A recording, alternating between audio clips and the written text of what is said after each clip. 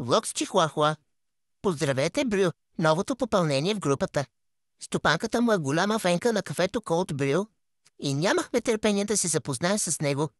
Каталясах от толкова път, но мама побърза да ме заведе. Ето Леми първа Кипра веднага ме посрещна. Даже срещнахме и малко фенове. Брю нещо получи сценична треска. Гледай какво нещо сега. Той е звездата на деня, а се крие. Брю, излизай, бра. По едно време с Леми се зачутихме какво да правим.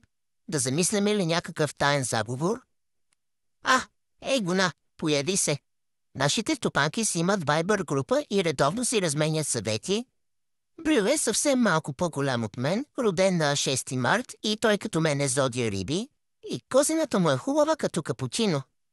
Ама едно време ни се случи. Хем не си играе, хем ни мързи. Полегнах малко в скута на мама, обаче бързо ми омръзна и настоях да ме свали долу. После бяхме на разходка.